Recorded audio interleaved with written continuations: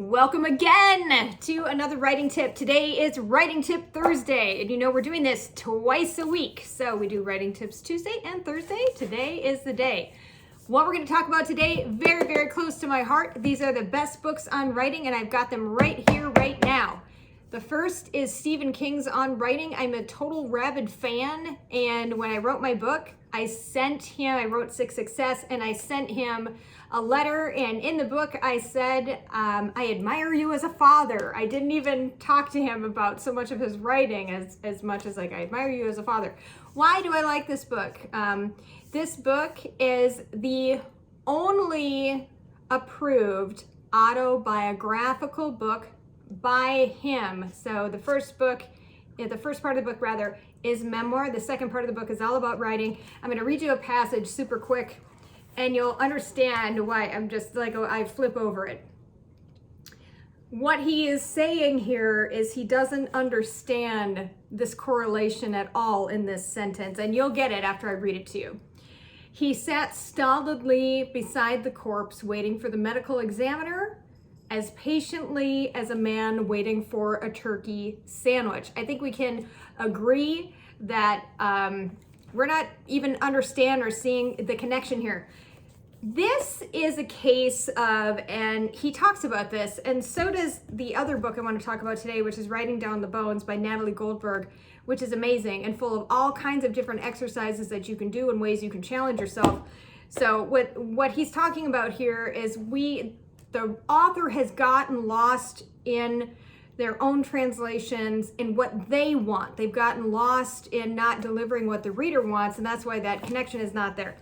Among other things that you can enjoy in this book, he will dissect similes and metaphors. He'll talk about realistic dialogue and things of that nature. The use of the adverb, why we want to slash its throat whenever we possibly can. And I know I've driven some authors of mine crazy about that because they've been like, I love this word and I want to speak like this. And that's great, but we also want to make sure that we're moving along and progressing in our writing and getting better, and that means making non-emotional decisions. We'll talk a little bit about Natalie Goldberg's book. She has some fantastic things that you can dissect into. She talks about how to speak about detail so that it is real. It's not something that you're stretching, you're not exaggerating it. She also talks about what's missing in detail sometimes is the heart of the detail. It's the heat of the detail. It's the relationship aspect. So it's very easy to lay down the nuts and bolts and just chatter on about the event. But if we leave out the passion, if we leave out the relationships, then we're lacking. So a great book I was introduced to back in my high school days by my creative English teacher who said, you got to read this book, all of y'all. And we did, and it's life-changing. So two of those books, The Power of Detail, for example, this is one of the chapters. And you can see this is a love-worn book right here. I've had this for a long time. That's probably coffee, I'm guessing. Or maybe back in the day, it might have been beer. But in regard, these are the two books I've read. I think they're absolutely fantastic. They're very helpful. They get to the heart of the matter. They will help you progress your writing. So feel free to pick them up and let me know what you think about them. And that is your Writing Tips Thursday today.